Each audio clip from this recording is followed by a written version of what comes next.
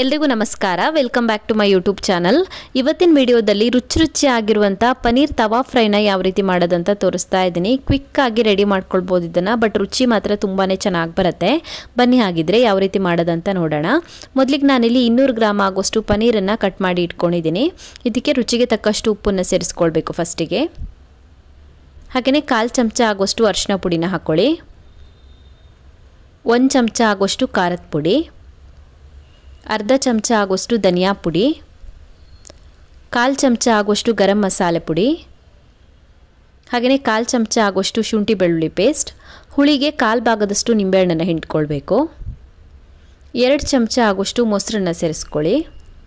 So ಇದನ್ನ ಇವಾಗ ಚೆನ್ನಾಗಿ ಮಿಕ್ಸ್ ಮಾಡಿಬಿಟ್ಟು ಮ್ಯಾರಿನೇಟ್ ಮಾಡ್ಕೊಳ್ಬೇಕು। ಮಸಾಲೆ ಚೆನ್ನಾಗಿ ಹಿಡಿಬೇಕು, ಒಂದು ಅರ್ಧ ಗಂಟೆ ಆದ್ರೂ ಮ್ಯಾರಿನೇಟ್ ಮಾಡೋದಕ್ಕೆ ಹಾಗೇನೇ ಬಿಟ್ಬಿಡೋಣ। ಪನ್ನೀರ್ ಚೆನ್ನಾಗಿ ಮ್ಯಾರಿನೇಟ್ ಆಗಿದೆ। ಇವಾಗ ಒಂದು ಫ್ರೈಯಿಂಗ್ ಪ್ಯಾನ್ನ ಕಾಯಿಸ್ಬಿಟ್ಟು ಅದಕ್ಕೆ 3 ರಿಂದ 4 ಟೇಬಲ್ ಸ್ಪೂನ್ ಆಗುವಷ್ಟು ಎಣ್ಣೆ ಹಾಕೊಂಡಿದ್ದೀನಿ।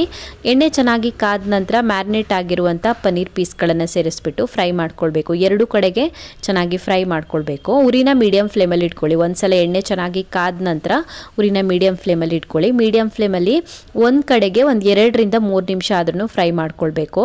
ಒಂದು ಸೈಡ್ ಚೆನ್ನಾಗಿ ಫ್ರೈ ಆಗಿದೆ, ಇದನ್ನ ಇವಾಗ ತಿರುಗಿಸಿ ಹಾಕೊಳ್ತಾ ಇದ್ದೀನಿ। ಎಲ್ಲ ಪೀಸ್ಗಳನ್ನು ಕೂಡ ತಿರುಗಿಸಿ ಹಾಕೊಳ್ಳಿ। ಇವಾಗ ಇದನ್ನು ಕೂಡ ಮತ್ತೆ ಒಂದು 2 ರಿಂದ 3 ನಿಮಿಷದವರೆಗೂ ಫ್ರೈ ಮಾಡ್ಕೊಳ್ಬೇಕು। ಈ ಸೈಡ್ ಕೂಡ 2 ರಿಂದ 3 ನಿಮಿಷ ಫ್ರೈ ಮಾಡ್ಕೊಳ್ಬೇಕು। ಸೊ ಎರಡು ಕಡೆಗೆ ಚೆನ್ನಾಗಿ ಫ್ರೈ ಮಾಡ್ಕೊಂಡಿದ್ದೀನಿ, ರೆಡಿ ಆಗಿದೆ। ಇದು ರಿಮೂವ್ ಮಾಡ್ಕೊಳ್ತಾ ಇದ್ದೀನಿ ಫ್ರೈಯಿಂಗ್ ಪ್ಯಾನ್ನಿಂದ।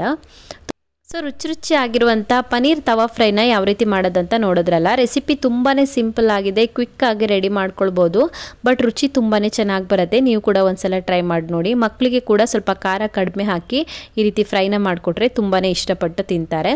ಸೊ ಟ್ರೈ ಮಾಡಿ ನೋಡಿ ಒಂದ್ಸಲ। ನಿಮಗೆ ರೆಸಿಪಿ ಇಷ್ಟ ಆಗಿದ್ರೆ ವಿಡಿಯೋಗೊಂದು ಲೈಕ್ ಕೊಡಿ, ಹಾಗೆಯೇ ಕಮೆಂಟಲ್ಲಿ ತಿಳಿಸಿ ಹೇಗಿದೆ ಅಂತ।